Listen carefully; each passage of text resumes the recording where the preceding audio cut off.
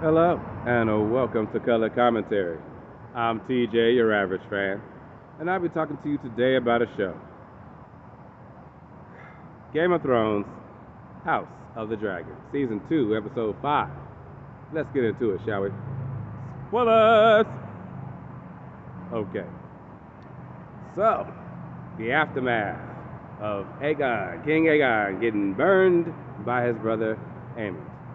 Well, they chopped off Melee's head, the dragon that Rhaenys was on, and paraded it through the streets on their way back. That was probably Cole's idea. And the poor boy was inside of like this cage-like coffin thingy. They had him covered up so the people couldn't see him. But they trying to make it seem like it was a good thing, even though the people in the city in King's Landing like, no, this is a bad omen. Y'all dragging this dragon head through the streets. This ain't good. Plus, they already was worried about, their own well-being because, of the sea snakes blockade of the sea. So they ain't getting no food, supplies, all that kind of stuff. And now the king is incapacitated, who was actually trying to do a little bit to try to take care of the people. And now, thanks to Alicent doing a bad job trying to take over the council, Aemon is now running it. Both Sir Foot Fetish and Sir Christian A-Hole didn't help her at all in trying to secure her power in the council. So she basically been pushed to the side, and Aemon running it. He didn't put the whole city on martial law, basically. He closed the gates and everything because people was leaving for greener pastures. And now he's forcing the people to stay inside the city, which is not good, leading to what's going to be the other dragon seeds going to Rhaenyra's side, because there's two of them that's in the city. The armory dude and the other guy that was just sitting in the bar drinking with his friends. Yeah, they're going to end up going to Rhaenyra's side because of what's going on in King's Landing, I'm sure. Also, thanks to the White Worm and her sneakiness in using the rumor mill to try to push everybody to Rhaenyra's side as well, because they don't like what's going on in King's Landing and they think it's a bad omen. So that's what Rhaenyra also got going on. She, talked to her. What can I do to help ease this situation? Okay, it's another way to fight. You ain't got to always use the dragon. You lost one. It's another way to fight. And so she's using that, the rumor mill. Can't wait to see how that turns out.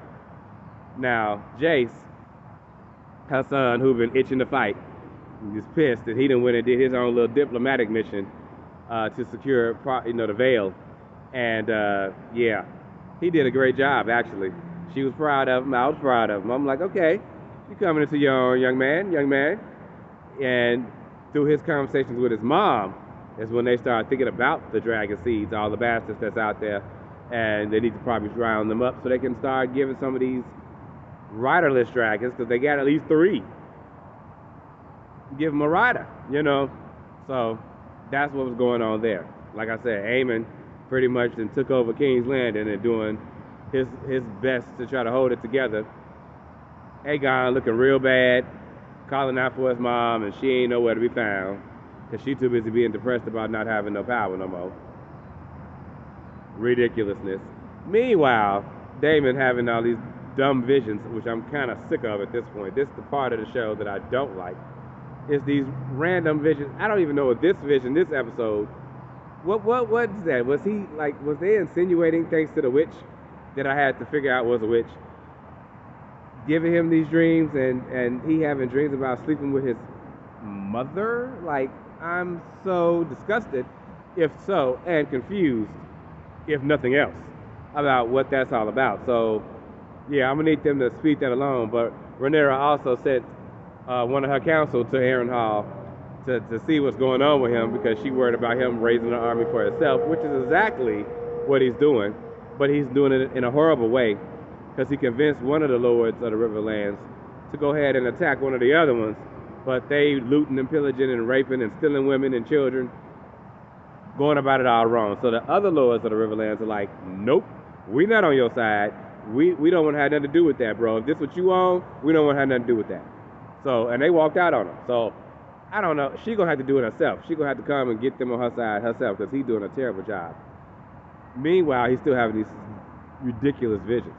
So, yeah, I don't know what's going on with that. Hope they figure that out soon, because the show is we're at the halfway point now. So yeah, that was this week's episode of House of the Dragon. Um, I'm excited to see. Oh yeah, and Corliss has, thanks to after talking to his granddaughter, who, because at first he was feeling real down about losing his wife, which was so sad. And Rhaenyra was sad about it too, you know. But she like, I want him to be my hand on my council. And at first he was against it, thinking she just trying to make up something. But after talking to his granddaughter, she set him on the right course. Yeah, I think he finally decided, I'm gonna go ahead and be the hand and finish what my wife started and support this woman as the queen, you know. So I was happy about that as well. But again, this whole Daemon situation and the visions and whatnot. Let's hurry up and get through this, please, because already the Riverland people turning on him while he trying to hands-on fix this castle. Meanwhile, what he don't know is Jason already kind of gave the castle away to the Vale people. So yeah, it's gonna be some conflict going on there, I'm sure. Again, that was this week's episode.